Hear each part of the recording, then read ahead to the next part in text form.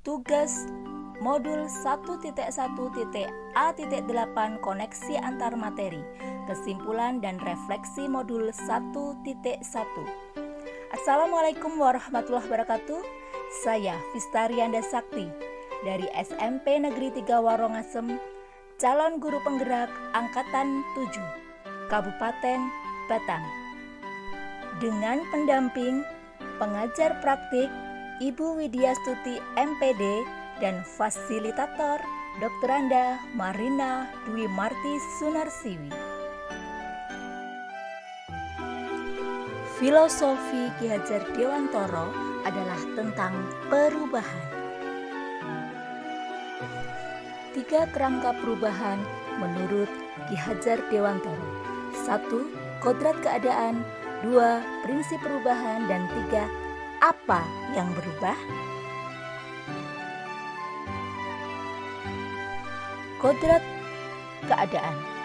Dalam melakukan perubahan, kita melihat kodrat keadaan terbagi menjadi 2, yaitu kodrat alam dan kodrat zaman.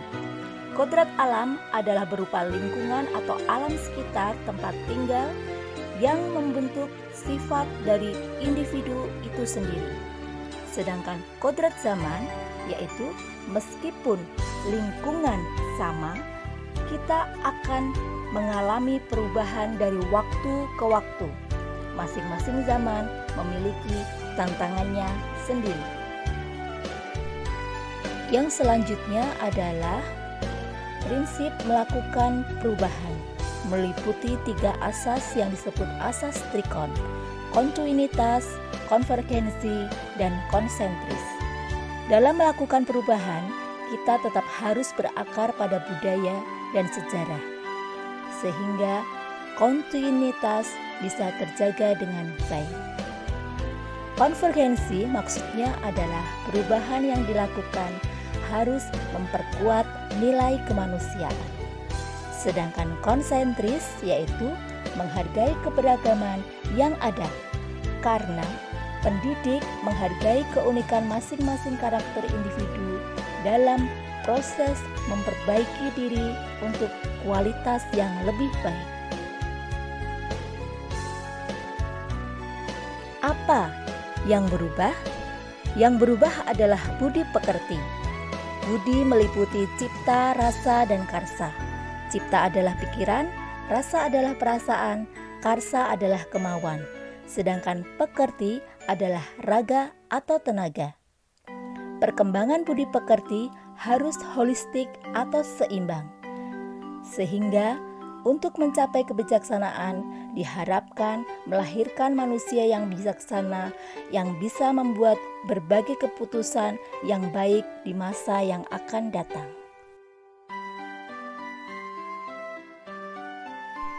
Refleksi pemikiran Ki Hajar Dewantoro.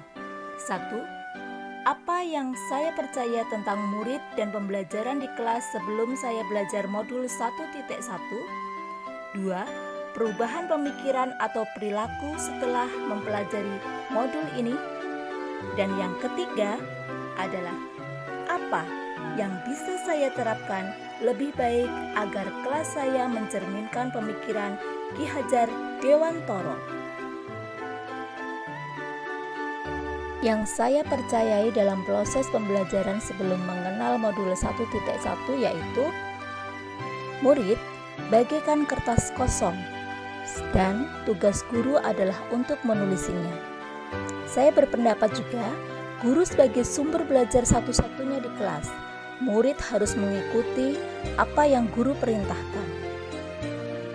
Lalu pembelajaran terfokus pada ketercapaian kompetensi KBM dengan mengutamakan perkembangan aspek kognitif saja.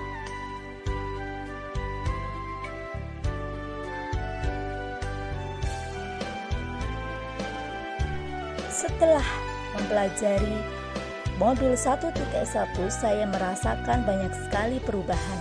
Di antaranya adalah konsep pemikiran pembelajaran yang berpusat pada guru adalah salah. Yang benar adalah pembelajaran berpusat pada anak atau murid. Selain guru, murid dapat belajar dari sumber yang lainnya, seperti buku-buku, media ilmu teknologi atau internet, alam, atau benda-benda yang ada di sekitar. Kemudian saya sadari bahwa pembelajaran di kelas harus menyenangkan, sehingga murid dapat berkembang dengan baik, dan harus diseimbangkan antara aspek kognitif berupa pengetahuan dengan aspek afektif, sikap, ataupun waktak, disesuaikan juga dengan aspek psikomotorik, yaitu kemampuan bertindak atau skill. Dunia anak adalah dunia permainan, sehingga pembelajaran harus menyenangkan. Guru sebagai pamong memiliki tanggung jawab untuk menuntun atau ngemong. Selanjutnya, apa yang saya terapkan lebih baik agar kelas saya mencerminkan pemikiran Ki Hajar Dewantara? Sebagai seorang guru, saya akan berusaha membimbing murid untuk mendapatkan kebebasan berkehendak, berpendapat, dan menyelesaikan tugas sesuai minat, bakat, dan kreativitasnya. Berusaha untuk menciptakan pembelajaran yang menarik dan menyenangkan serta pembelajaran yang interaktif. Saya juga akan melaksanakan pembelajaran yang mengutamakan aspek budi pekerti, menyesuaikan dengan kodrat alam dan kodrat zaman, sehingga anak dapat tumbuh berkembang dengan baik sesuai kodratnya untuk mencapai kebahagiaan setinggi-tingginya. Berkreativitas, belajar, dan bermain sesuai masanya. Saya juga akan melatih kecakapan abad 21 bagi murid, yaitu melatih murid untuk dapat berkomunikasi dengan baik, berpikir kritis, kreatif, dan dapat melakukan kerjasama dengan orang lain untuk mewujudkan kemuliaan hidupnya sendiri maupun kemuliaan hidup bersama. Kita sebagai seorang guru harus selalu ingat dan memegang teguh semboyan Ki Hajar Dewantara.